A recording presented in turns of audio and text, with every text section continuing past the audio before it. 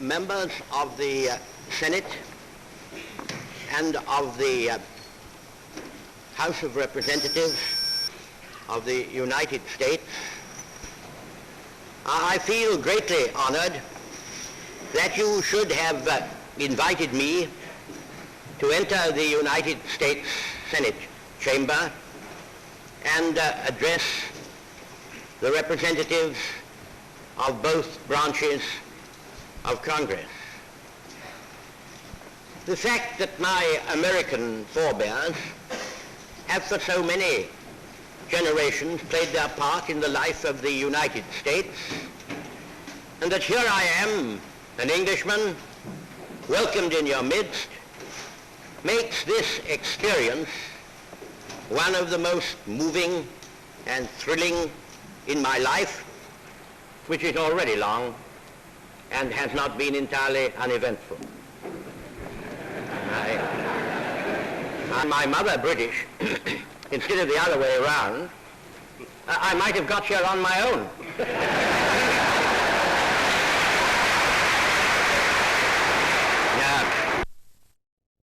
And to arrange with him for all that mapping out of our military plans and for all those intimate meetings of the high officers of the armed services in both countries, which are indispensable to the successful prosecution of the war.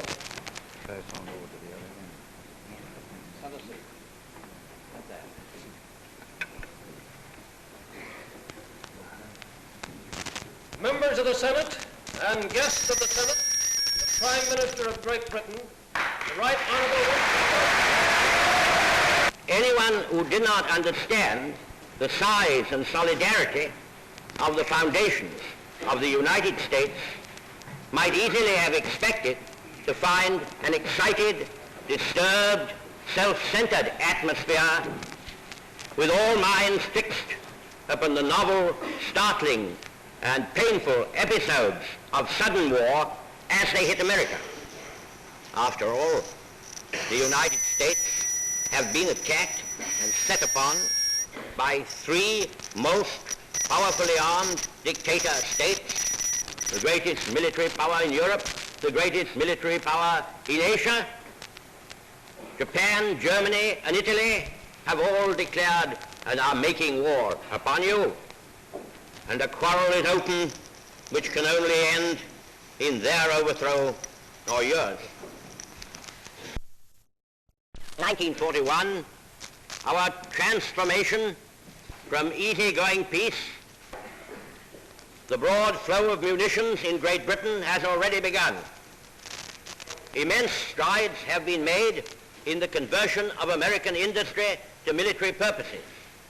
And now that the United States is at war, it is possible for orders to be given every day, which in a year or 18 months hence will produce results in war power beyond anything that has been seen or foreseen in the dictator states. Provided that every effort is made, that nothing is kept back, that the whole manpower, brain power, virility, valor, and civic virtue of the English-speaking world, with all its galaxy of loyal, friendly, or associated communities and states, provided that is bent unremittedly to the simple but supreme task, I think it would be reasonable to hope that the end of 1942 will see us quite definitely in a better position than we are now.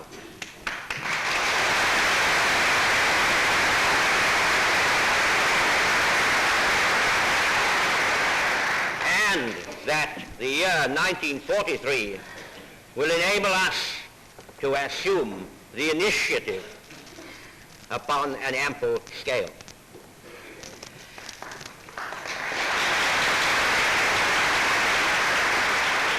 Some people may be startled or momentarily depressed when, like your president, I speak of a long and a hard war. Our peoples would rather know the truth, somber though it be.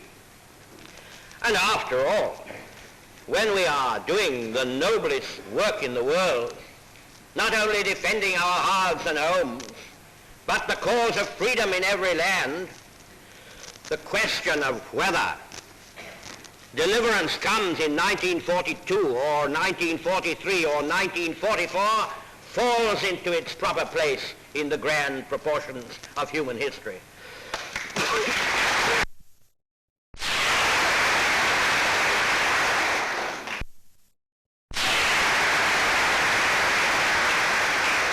For many